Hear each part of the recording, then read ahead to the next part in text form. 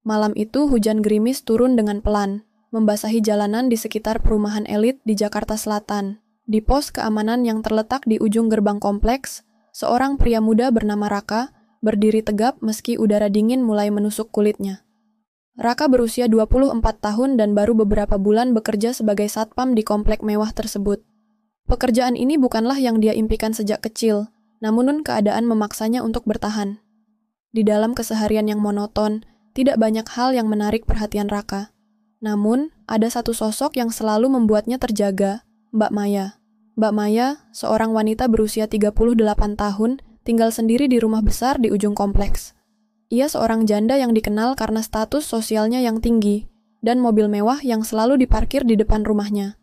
Namun, meskipun kaya dan berpenampilan sempurna, ada sesuatu yang berbeda dalam diri Mbak Maya. Sesuatu yang membuat Raka selalu memperhatikan setiap gerak-geriknya tanpa bisa menjelaskannya. Raka sering melihatnya melintas setiap pagi dan sore. Seringkali ia hanya melintas dengan mobilnya tanpa berkata sepatah kata pun. Tetapi ada sesuatu yang membuat Raka terpesona, tatapan mata Mbak Maya. Mata itu, meskipun seringkali terlihat lelah, juga penuh kehangatan. Ada kerinduan yang tak pernah terucap, dan ada luka yang dalam, meskipun ia berusaha menutupi semuanya dengan senyuman manis. Bagi Raka, tatapan itu terasa seperti pelukan yang menghangatkan jiwa, meskipun ia tahu bahwa tatapan itu bukan untuknya. Pada suatu malam, setelah hujan mulai reda, mobil mewah Mbak Maya melambat saat melewati pos satpam. Jendela mobil turun perlahan, memperlihatkan wajah cantiknya yang tak terhias banyak riasan, namun tetap memancarkan pesona. "Kamu tidak kedinginan berdiri di sini?" tanya Mbak Maya dengan suara lembut, sedikit menggodanya. Raka yang kaget hanya bisa tersenyum dan menjawab, "Tidak, Mbak. Saya baik-baik saja." Ia berusaha tetap profesional, meskipun jantungnya berdebar lebih kencang dari biasanya. Saat tatapan mereka bertemu, ada kehangatan yang tidak bisa dijelaskan. Meskipun perbedaan status dan usia di antara mereka begitu mencolok, Raka merasakan ada sesuatu yang lebih, sebuah ketertarikan yang tidak dapat ia hindari. Bukan karena kekayaan atau status sosial, tapi karena ada sesuatu yang lebih dalam di balik mata itu. Setiap kali Mbak Maya melewati pos satpam, ia selalu menyempatkan diri untuk menyapa Raka.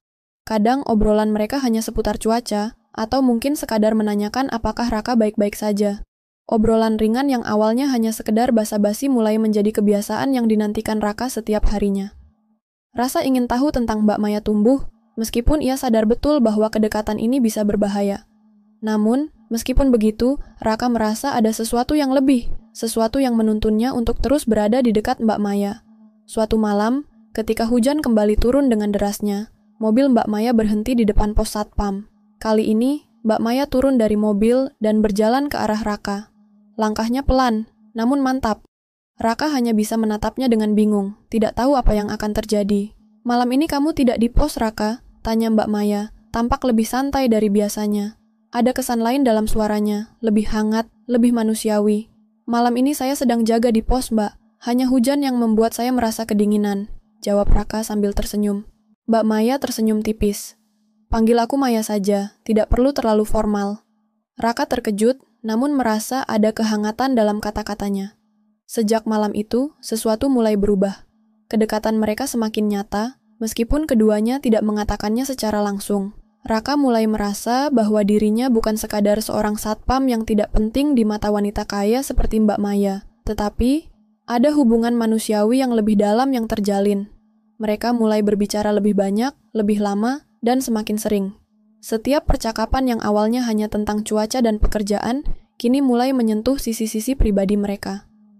Suatu sore, setelah beberapa minggu berkenalan, Mbak Maya menghampiri Raka di posnya lagi.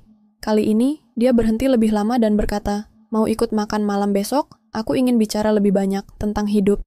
Raka terdiam sejenak. Mengingat perbedaan usia dan status mereka yang begitu mencolok, tawaran itu terasa agak janggal, namun di sisi lain, hatinya berkata, "Ya, aku akan menemani, Mbak Maya," jawabnya. Tanpa sadar menyebut nama lengkapnya, meskipun wanita itu sudah menyuruhnya untuk lebih santai. Namun, Mbak Maya hanya tersenyum, tidak mempermasalahkannya. Keesokan harinya, Raka datang ke rumah besar milik Mbak Maya, yang terlihat semakin megah saat matahari mulai terbenam. Mereka duduk bersama di teras rumah besar itu, mengobrol tentang banyak hal, dari masa kecil, impian, hingga kisah hidup yang terkadang menyakitkan. Raka mulai mengenal lebih dalam tentang wanita, yang selalu terlihat sempurna di luar sana, namun penuh dengan luka batin yang ia sembunyikan rapat-rapat. Setelah beberapa kali pertemuan, Raka merasakan perubahan dalam dirinya. Ia mulai mengagumi sosok Maya bukan hanya karena kecantikannya, tetapi karena ketulusan dalam dirinya, yang jarang sekali terlihat di dunia sosialita seperti dirinya.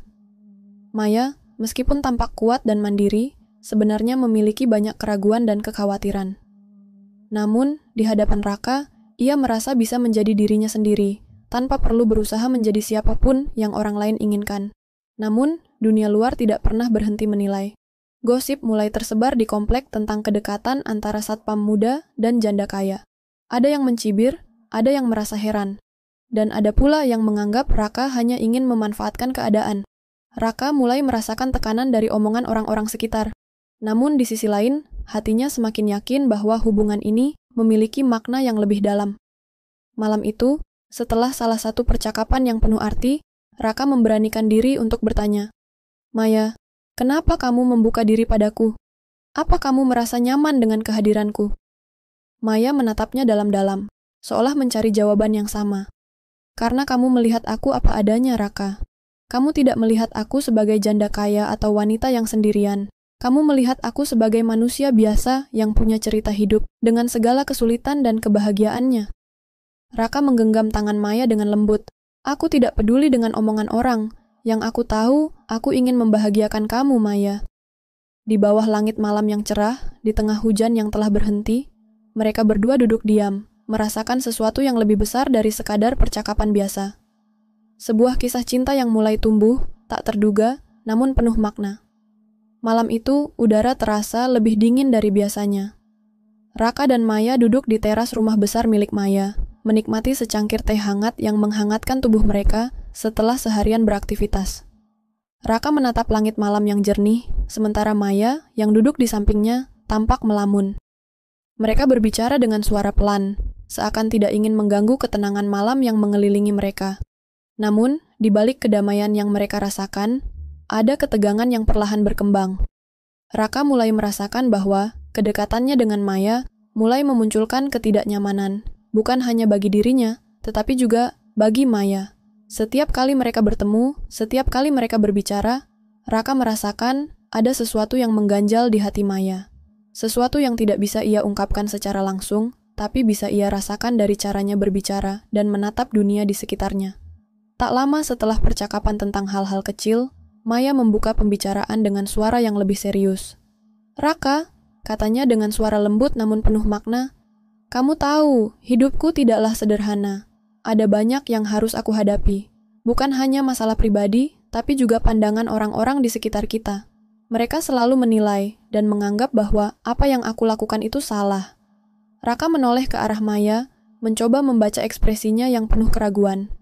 "Aku tahu, Maya. Aku tahu bahwa kedekatan kita mungkin tidak diterima oleh banyak orang. Tapi aku juga tahu bahwa kita berdua merasa nyaman satu sama lain. Bukankah itu yang terpenting?" Maya tersenyum tipis, namun senyumnya tidak sampai menyentuh matanya. "Ya, aku tahu. Tapi, aku juga tahu betul bagaimana orang-orang berbicara tentang kita. Satpam muda dan janda kaya rasanya seperti cerita yang sudah sering mereka dengar. Mereka tidak pernah berhenti mengomentari, menganggap kita ini tidak pantas bersama. Mereka tak tahu apa yang terjadi di dalam hati kita." Raka menggenggam tangan Maya dengan lembut, mencoba memberikan ketenangan. "Maya, aku tidak peduli apa kata orang. Aku tahu apa yang aku rasakan, dan aku ingin kamu tahu bahwa aku tidak akan pernah berubah. Aku akan tetap ada untukmu, apapun yang terjadi." Namun, seolah ada beban yang lebih besar, yang tengah dipikul oleh Maya, dia menarik tangannya pelan. "Raka, kamu terlalu baik untukku," katanya. Suaranya serak. "Terkadang aku merasa aku bukan siapa-siapa dibandingkan dengan kamu. Aku takut bahwa suatu saat kamu akan meninggalkanku karena tekanan dari luar, karena perbedaan yang begitu besar di antara kita." Raka menatap Maya dengan penuh pengertian. "Jangan khawatir tentang itu, Maya. Aku tahu siapa kamu. Kamu bukan sekadar wanita kaya yang berstatus janda, kamu adalah seseorang yang penuh dengan cerita hidup dan perasaan yang mendalam. Tidak ada yang bisa mengubah apa yang aku rasakan padamu."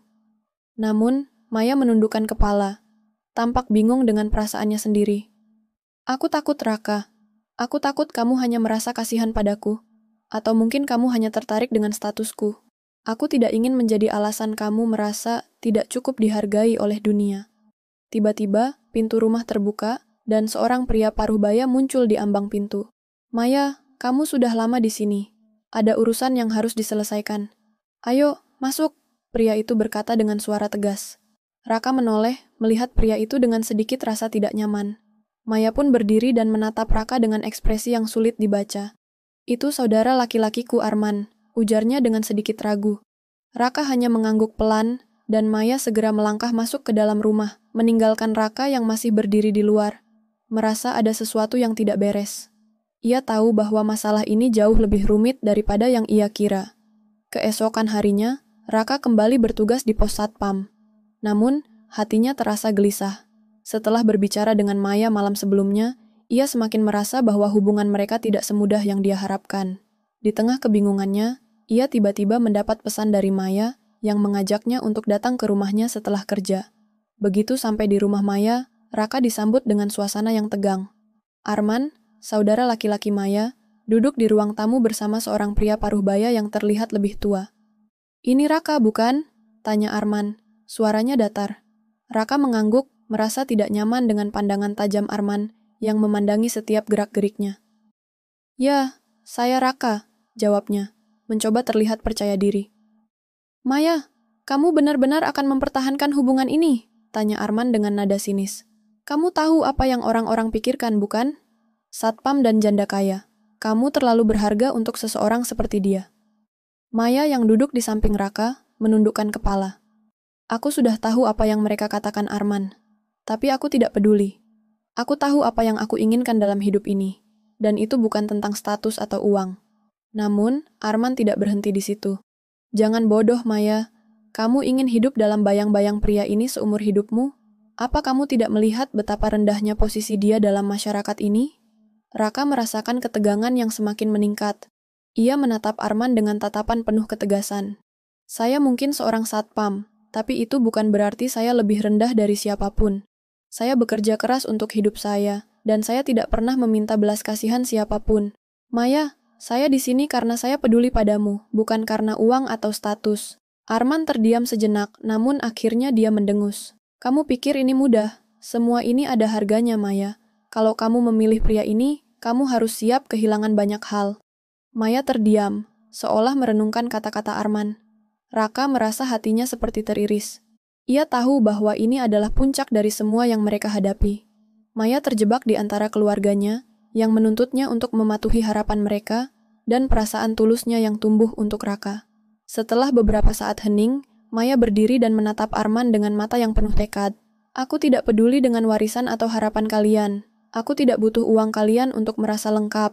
Apa yang aku butuhkan sekarang adalah kebahagiaanku sendiri." Raka menatap Maya dengan penuh rasa hormat. Dia tahu bahwa keputusan besar sedang diambil, dan dia siap mendukungnya, apapun yang terjadi. Akhirnya, Maya menoleh pada Raka dan berkata dengan suara yang penuh keyakinan, "Ayo kita pergi, Raka. Kita akan mencari kebahagiaan kita sendiri." Dengan langkah mantap, mereka meninggalkan rumah itu, dan sebuah perjalanan baru dimulai. Dunia mungkin tidak akan menerima cinta mereka, tetapi di antara keduanya, cinta itu terasa lebih kuat dari segala hal yang bisa dipikirkan orang lain. Hari-hari setelah keputusan besar itu terasa berbeda. Raka dan Maya memulai kehidupan baru mereka dengan penuh kebebasan. Bebas dari penilaian, bebas dari ekspektasi orang lain. Walau tidak mudah, mereka berdua mulai belajar untuk menikmati setiap momen bersama, mengukir kisah mereka tanpa rasa takut terhadap apa yang orang lain pikirkan. Maya yang dulu selalu hidup dalam bayang-bayang kekayaan, dan statusnya kini merasa lebih hidup. Bersama Raka, dia merasakan kebahagiaan yang sederhana. Sebuah kebahagiaan yang tak bisa dibeli dengan harta apapun. Raka, yang dulu hanya seorang satpam muda dengan kehidupan yang sederhana, kini merasa lebih berarti. Cinta yang dia rasakan terhadap Maya bukanlah tentang status atau uang, tapi tentang rasa saling percaya, saling menghargai, dan saling mendukung. Suatu sore, setelah beberapa bulan menjalani hidup bersama, Raka duduk di teras rumah Maya, menikmati secangkir kopi sambil memandang matahari yang perlahan tenggelam di ufuk barat. Maya duduk di sampingnya, dengan senyum yang tulus menghiasi wajahnya. Meskipun mereka belum tahu kemana arah kisah ini akan berlanjut, mereka tahu satu hal. Mereka berdua sudah menemukan rumah satu sama lain. Maya, kata Raka dengan suara lembut, aku pernah berpikir, apa yang membuat kita berbeda dari orang lain? Kita ini aneh, kan? Satpam muda dan janda kaya. Kalau ini cerita sinetron, pasti sudah penuh drama. Maya tertawa kecil, mendengar perkataan Raka. Iya, kita memang aneh. Tapi aku rasa, kebahagiaan itu tidak perlu dirumuskan. Kita menjalani hidup kita sendiri, tanpa harus mengikuti apa yang dunia inginkan. Raka mengangguk pelan, merasakan ketenangan dalam kata-kata Maya.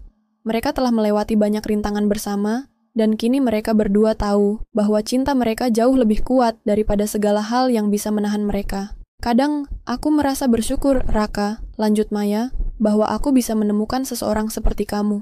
Seseorang yang tidak melihatku hanya sebagai janda kaya, tetapi sebagai seorang manusia yang punya hati, punya rasa, punya impian. Raka menatap Maya dengan penuh pengertian. Aku hanya melihatmu sebagai Maya, bukan janda kaya, bukan wanita penuh status. Aku melihatmu sebagai wanita yang punya keberanian untuk menjadi dirimu sendiri, dan itu yang membuatku jatuh cinta padamu.